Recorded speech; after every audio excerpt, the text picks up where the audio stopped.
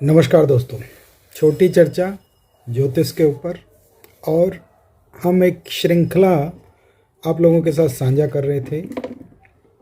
उसके 3 खंड बना के YouTube के ऊपर आप लोगों के लिए साझा किए। आज का खंड क्या कहता है? आज हम चर्चा बुध के ऊपर अपनी विश्लेषण आप लोगों के साथ विचार गोष्ठी। बुध ग्रह अगर अपनी नीचस्थ राशि मीन में उपस्थित हो तो उसके क्या परिणाम शास्त्र के अनुसार देखने को मिलेंगे, अनुभव क्या रहा है और विभिन्न ग्रंथों के अंदर उसकी किस प्रकार से विवेचना की गई है, उसकी चर्चा अब आप लोगों के साथ साझा करेंगे।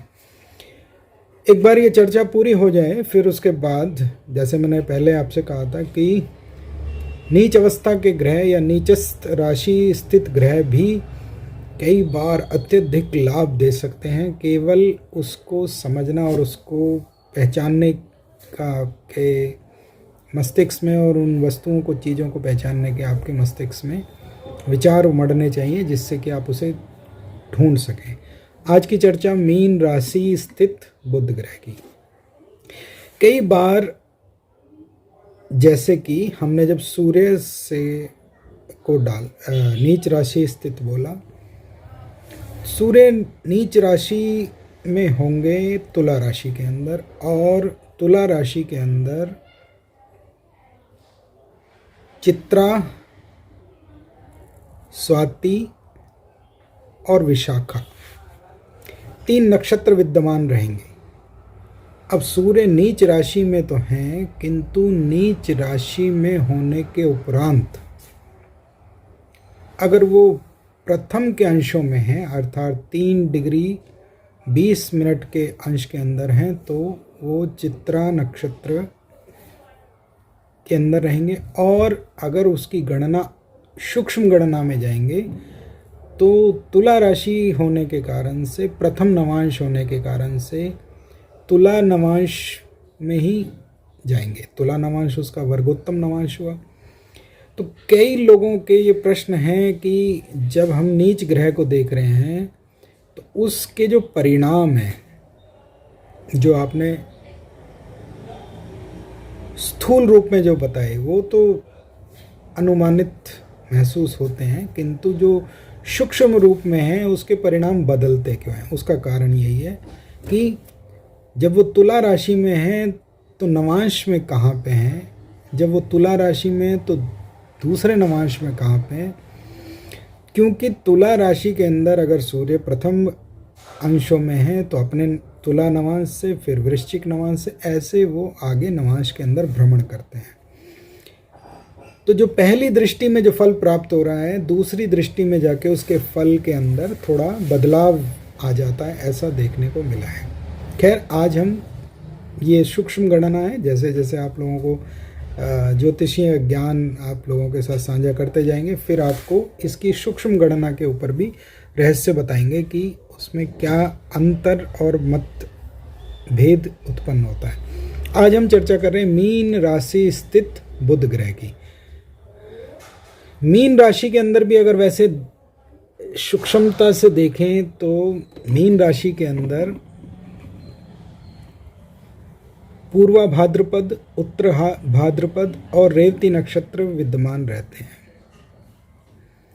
तो जब बुध मीन राशि में है तो वो किस अंशों में है, इससे थोड़ा परिणाम में भिन्नता तो आएगी, लेकिन स्थूल परिणाम उसके लगभग सामान्यतः एक जैसे ही रहते हैं।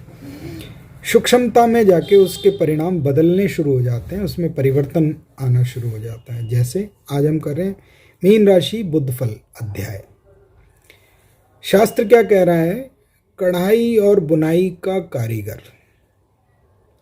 अर्थात इसको सूक्ष्मता आती है कि किस प्रकार से चीज़ों को उलझा के, कढ़ाई और बुनाई को समझ लीजिए, आपके सामने उसका सूत्र प्राप्त हो जाएगा, कोड प्राप्त हो जाएगा। कढ़ाई का अर्थ क्या है? जो कढ़ाई होती है वो धागों को उलझा के और उसके अंदर एक सुंदरता पैदा करना, कला पैदा करना, कढ़ाई और बुनाई का कार्य होता है। अर्थात ऐसा व्यक्ति किसी भी व्यवस्था को, सिस्टम को पहले उलझा सकता है, फिर उलझा के उसकी खूबसूरती बना सकता है। ये ध्यान रखना चाहिए। ज्योतिष के अंदर, शब्दों के अंदर अपने आप में बहुत महत्वता है, बड़ी महिमा है। अगर हम उन शब्दों को समझ लें और उन शब्दों को हमने खोल दिया और उस शब्दों के अर्थों को समझ लें तो आपको ज्योतिष की महिमा भी समझ में आ जाएगी। पहले उन्होंने बोला कढ़ाई और बुनाई के कारीगर, फिर दूसरे शब्द में बोला उन्होंने विशिष्ट ज्ञान। अब आप यहीं से इसकी और आगे समझ लीजिए। कहा तो नीच का बुद्ध, नीच का बुद्ध, लेकिन इसके अंदर गहराई के अंदर आप जाइए, कढ़ाई और बुनाई का कारीगर, अर्थात ऐसा व्यक्ति दूसरों की चीज़ों को उलझा के या ऐसी चीज़ों को उलझा देगा और उसके द्वारा एक खूबसूरती, सुंदरता, सौंदर्य प्रदान कर देगा कि जनमानस एक भौचक की स्थिति में, अचरज की स्थिति में आ जाएंगे। विशिष्ट ज्ञान, इसको जो ज्ञान है, स्पेशलाइजेशन होती है, विशिष्टता होती है, ये इसमें कहा गया है। लेकिन साथ में ये कहा गया है कि ये दूसरों का घर भर देने वाला होता है, अर्थात ये अपने लिए, क्योंकि बुद्ध जो है अर्थ तत्व को प्रतीक करता है। अर्थ का अर्थ ही अर्थ है। अर्थ का अर्थ मतलब उसका मीनिंग नहीं है। अर्थ का अर्थ जो है वो है अर्थ त्रिकोण से अर्थ निकालना चाहिए, या जो भौतिकता है वो अर्थ है। तो इसके अंदर क्योंकि ये नीच अवस्था में है तो अपनी अर्थ की जो कला है उससे अपना घर भले ही ना भरे, लेकिन दूसरों का घर भरने वाला होता है। तो बुद्ध जिसका नीच का होगा, ऐसा जातक दूसरे के घर को भरने में, उसके घर के अंदर सुख संपत्ति पैदा करने के लिए अंदर बहुत अच्छा सलाहकार हो सकता है। और मैंने स्वयं ऐसा कई लोगों के साथ अनुभव किया है। कई बार लोग ये कहते हैं कि हमारा ये व्यक्ति जिसका नीच का बुद्ध है, मान लीजिए, हमारे लिए तो कुछ काम करते नहीं, लेकिन दूसरों के काम ये जब करते हैं तो सारे सफल हो जाते हैं। ये नीच के बुद्ध के फल कहे गए हैं। लेकिन खुद धन से हीन भी होता है। अगर ये अपना अर्थ चक्र को या अपनी सूक्ष्मता को नहीं पहचानेगा तो खुद तो धनहीन हो ही जाएगा। साथ ही साथ जीवन में बिखराव भी देता है। ये उलझी हुई चीज़ों को बना के तो नई चीज़ें सुंदर बना के प्रस्तुत कर सकता है, लेकिन खुद के जीवन में क्यों? क्योंकि बुद्ध आंकड़े, गणित, संख्या के ऊपर शासन करने वाला ग्रह है। तो जब ये नीच अवस्था में है तो इसके आंकड़े, इसकी संख्या बिखरी रहेगी, अर्थात इसके जीवन के अंदर बिखराव उत्पन्न होता है। लेकिन साथ में कहा है अपने सेवकों को जीतने वाला। इसके पास ऐसा, जैसे पीछे आया विशिष्ट ज्ञान, इसके पास एक ऐसा हुनर, कला, विशिष्टता, विशेषज्ञता होती है कि ये अपने जो इसके अधीनस्थ काम करने वाले अनुचर हैं, सेवक हैं, उनसे अपना काम बहुत ही सुगमता से निकाल सकते हैं। ऐसे कार्य करता है जो विधिवत ना हो, अर्थात जो तर्क संगत ना हो, कानून संगत ना हो, ऐसे कार्य ये करने में निपुण होते हैं। यानी जो समाज के अंदर जिनको मान्यता ना दी जाए कि भाई ये तो ठीक कार्य नहीं है, ये ऐसे काम कर लेते हैं और उनसे धन की प्राप्ति कर लेते हैं। अब इसके और फल क्या देखने को मिले हैं कि अगर बुद्ध नीच का है तो कई बार चर्म संबंधी, अर्थात स्किन, खाल से संबंधित चर्म संबंधी रोग देखने को मिले हैं। साथ ही न्यूरो प्रॉब्लम, नसों की समस्याएं होती हैं। न्यूरो प्रॉब्लम कहीं भी हो सकती है। पाँव के अंदर नस पे नस जल्दी चढ़ जाना, कुछ लोगों की नसों में ही आपस में विकार होता है, उस तरह की, यार नसों में रुदन होना, अर्थात उसकी जो धारा प्रवाह है वो ठीक से ना होना, उसका फ्लो ठीक से ना होना, ऐसा देखा गया। साथ ही ये भी कहा गया है कि बुद्ध अगर नीच का हो तो ये दिखावा बहुत करता है। तो ऐसे व्यक्ति के बारे में ये तो कहा जा सकता है कि जो दिख रहा है शायद वास्तविकता से वह भिन्न है। ये नीच के बुद्ध के फल परिणाम आप लोगों के साथ मैंने साझा किए। इसके अंशों के अनुसार 9 नवांशों में इसकी नवांशों के अंदर भिन्न स्थिति होगी। कर्क से आरंभ होंगे नवांश इसके, अर्थात मीन राशि के प्रथम खंड में है 3 डिग्री 20 मिनट 3 अंश और 20 कला के अंदर, तो कर्क नवांश में रहेंगे। कर्क नवांश चंद्रमा का है, वहाँ इसके फल अलग परिणाम देंगे। कर्क के बाद सिंह नवांश में होंगे, सिंह नवांश में इसके परिणाम थोड़े से भिन्न प्राप्त हो जाएंगे। मूल परिणाम यही रहेंगे, लेकिन सूक्ष्मता में जाएंगे तो परिणाम उससे भिन्न प्राप्त हो जाएंगे। छोटी चर्चा में आपने हमसे वार्तालाप साझा करी, भाग लिया, धन्यवाद, साधुवाद। आपका दिन बहुत शुभ रहे, आपके ऊपर ईश्वरीय कृपा बरसती रहे, इतना ही आप लोगों से आग्रह है। चैनल अगर आपको अच्छा लगे तो सब्सक्राइब करें और कमेंट बॉक्स में अपने अनुभव हमसे साझा करें, जिससे और सूक्ष्मता से चीज़ों को आपके साथ साझा कर पाएँ।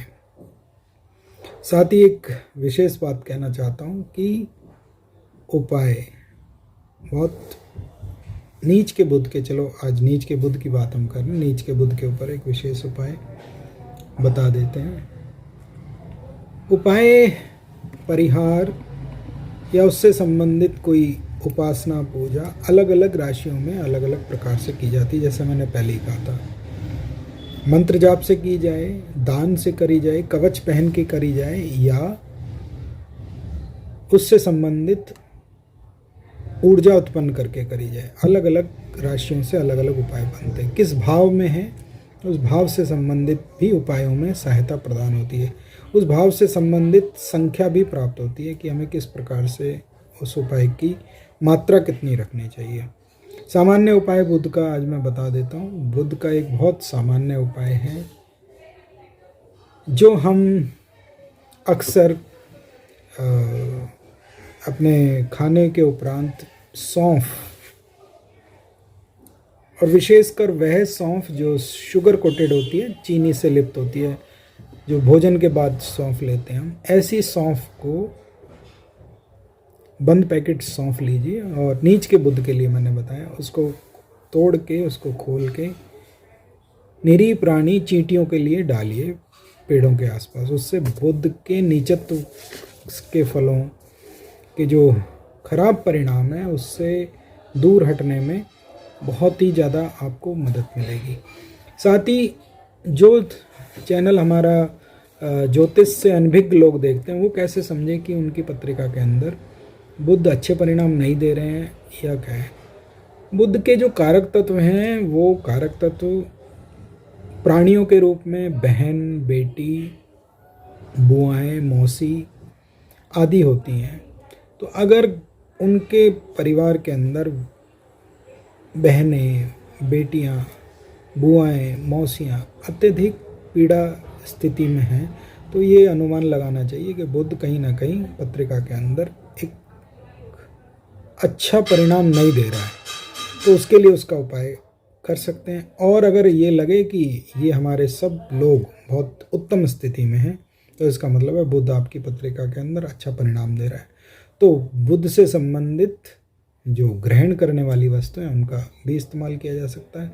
इस प्रकार से आम जनमानस के लिए भी हमने कहा 2 पाठ इसमें बहुत काम करते हैं, दुर्गा नामावली पाठ और विष्णु सहस्त्रनाम पाठ।